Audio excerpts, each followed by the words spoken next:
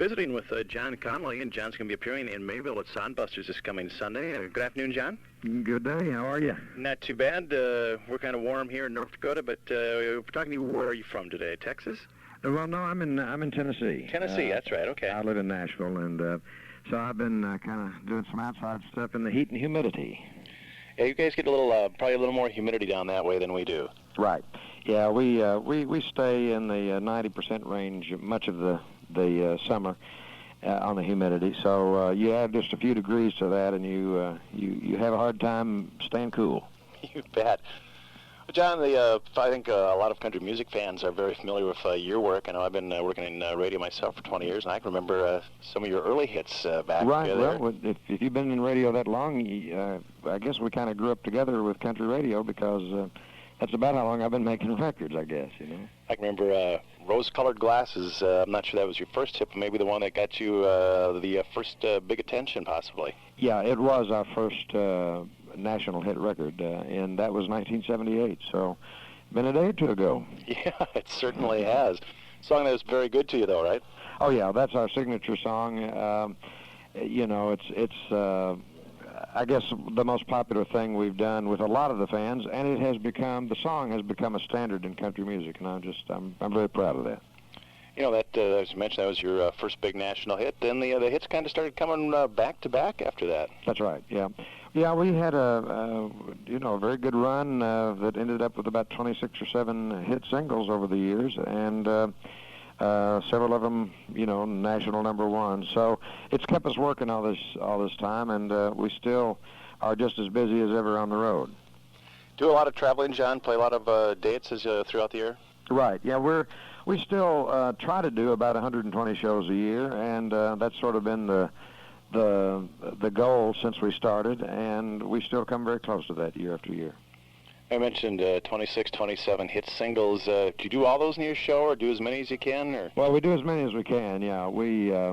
It's a few more than we can get to, and still mix in we still try to mix in a thing or two that folks might not have heard us do before. A little blues, and recently a little gospel as well. So, and we'll be doing that Sunday night.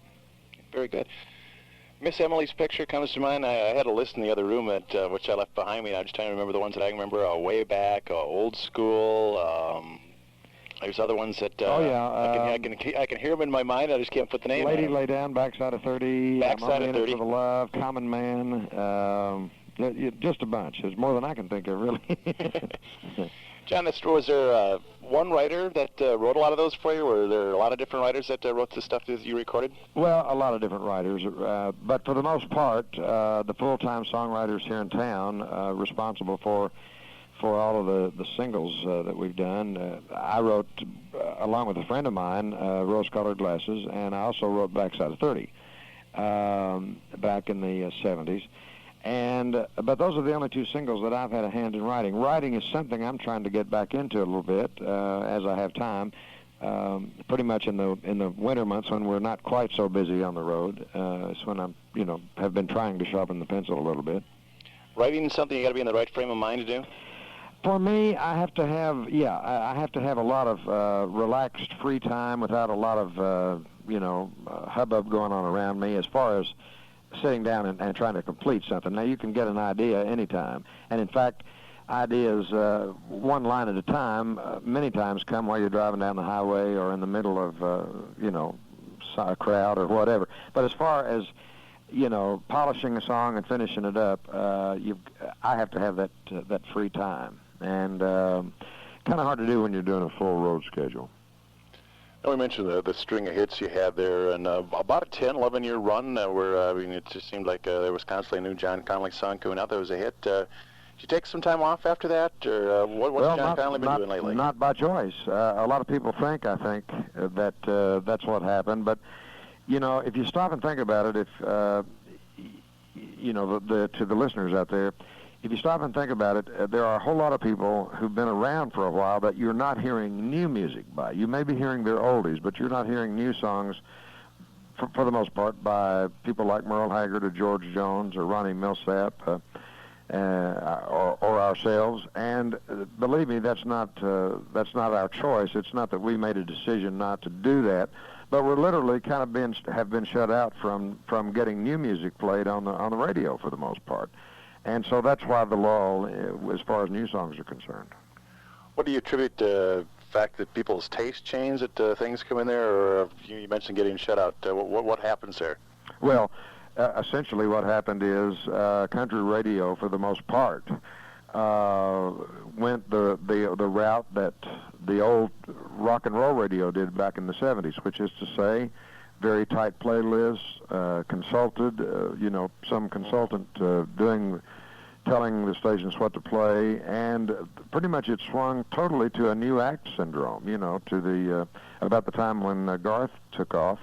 A lot of the people in the industry wanted, to go that direction, and so the result was it shut out some of us who've been around for a while.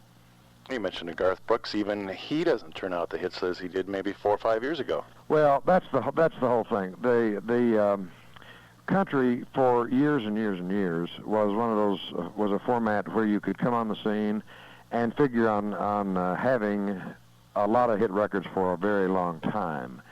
And as I say, I guess our faster-paced world or whatever, we seem to be going the direction of top 40. And of course, it won't hurt somebody like Garth or Reba or any of us who've had time to have a bunch of hits. But what's going to happen is there will be those artists, I think, come along. We'll only have 1 or 2 hits, and then you'll never hear from them again, as it's been in top 40 and rock and roll forever. It's been that way for a long time. And I think country's finally going to go that direction as well. Oh, sure. If you look back at the old, say, 60s rock and roll, 50s, there were a lot of one-hit wonders, one song, sure. They were gone. That's right. And I think that's if we continue down this particular path, I think that's what's next for country.